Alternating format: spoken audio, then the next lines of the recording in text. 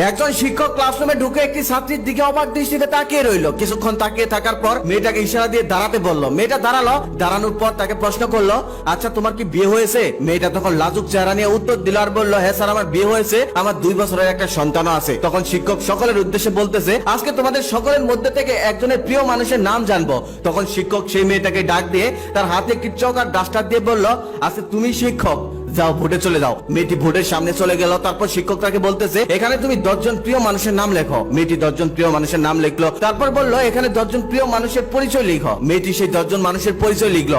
প্রথম জন ছিল মা, দ্বিতীয় জন ছিল বাবা, তৃতীয় জন ছিল ভাই, চতুর্থ জন ছিল স্বামী, পঞ্চম নাম্বারে ছিল তার সন্তানের নাম। বাকি 5 জনের মধ্যে 3 জন হলো তার বন্ধু আর 2 জন হলো প্রতিবেশী। তখন শিক্ষক তাকে বললো, এখান থেকে 5টি নাম তুমি কেটে ফেলো। তারপর মেয়েটি একটু ভেবে 5টি নাম কেটে ফেললো। তারপর শিক্ষক আবার বললো, এখান থেকে তুমি আরো 2টি নাম কেটে ফেলো। মেয়েটি এখন একটু ভাবনায় পড়ে গেল। ভাবতে ভাবতে আরো 2টি নাম কেটে ফেললো। তখন শিক্ষক আবার বললো, এখান থেকে তুমি আরো 1টি নাম কেটে ফেলো। এবার মেয়েটি ভাবনায় পড়ে গেল।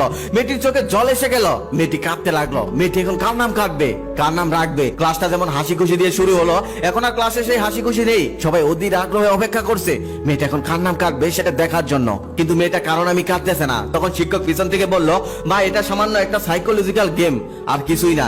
এখান থেকে একজনকে তোমাকে মেরে ফেলতে বলা হয়নি, জাস্ট নাম কাটতে বলা হয়েছে। তুমি এত চিন্তা করো না, কান্না করো না, একটা নাম কেটে ফেলো। তখন মেয়েটি একটা নাম কেটে ফেললো। সেটা হলো তার সন্তানের নাম। এখন শুধু একটি নাম অবশিষ্ট হলো, সেটা তার স্বামীর নাম। তখন শিক্ষক পেয়ে গেল তার সব থেকে প্রিয় মানুষ কোনটি। তখন শিক্ষক তাকে সামনে ডেকে এনে বলল, মা তোমার মনের উপর দিয়ে যে ঝড় আজকে বয়ে গেল, এটার জন্য আমি দুঃখিত, আমাকে ক্ষমা করো। তারপর তার ব্যাগ থেকে একটা গিফটের বক্স বের করে বলল, এখানে 10টি গিফট আছে, তোমার 10 জন প্রিয় মানুষকে একটি একটি করে দিয়ে দিও। আরেকটি প্রশ্ন আমি তোমার কাছে জানতে চাই, তোমার 3 জন বন্ধু আর 2 জন প্রতিবেশীর নাম না হয় কেটে দিলে, কিন্তু তোমার মা তোমাকে গর্ভে ধারণ করেছে, বাবা তোমাকে লালন পালন করেছে, ভাই তোমাকে ভালোবেসেছে। শুনেছি একটা মায়ের কাছে নাকি তার সন্তান সব থেকে দামি। এই 4 জন মানুষই ছিল তোমার জীবনের গুরুত্বপূর্ণ মানুষ, কিন্তু তুমি 4 জনের নামই কেটে দিলে, শুধু রেখে দিলে স্বামীর নাম।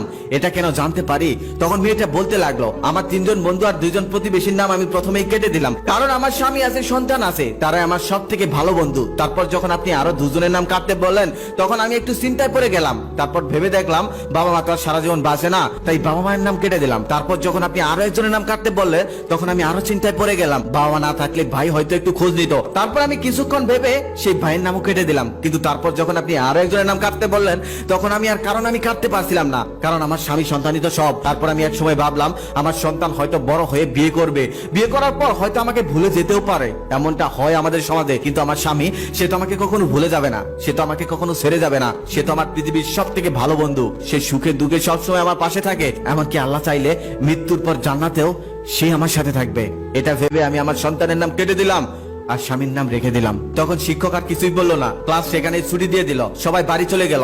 কিছুদিন পর সেই মেয়েটা অসুস্থ হলো। অসুস্থ অবস্থায় তার স্বামীকে ডেকে বলল, আচ্ছা আমি যদি মারা যাই তুমি ঠিক কতদিন পর আমার বিয়ে করবে? তখন তার স্বামী বলল, এমনটা হবে না, এমন বাজে কথা বলো না। তখন তার স্ত্রী বলল, তুমি সত্যি করে বলো না, তুমি আমি মারা যাওয়ার কতদিন পর বিয়ে করবে? তখন তার স্বামী বলল, পৃথিবীতে বেঁচে থাকতে হলে একজন মানুষের প্রয়োজন হয়, না চাইলেও একজন মানুষকে আপন করে নিতে হয়। তুমি যদি সত্যি না থাকো তাহলে তো একজনকে আপন করে নিতেই হবে, কিন্তু তুমিই বলো আমি ঠিক কতদিন পর বিয়ে করব? তখন মেয়েটি বলল, আমার কবর যতদিন না শুকায় ততদিন তুমি বিয়ে করতে পারবে না। তার কিছুদিন পর তার স্ত্রী মারা গেল, কবর দেওয়া হলো। প্রত্যেকদিন তার স্বামী তার কবরে গিয়ে জিয়ারত করে আসতো, কিন্তু প্রত্যেক দিনই দেখতো তার কবর ভেজা, তার কবর শুকায় না।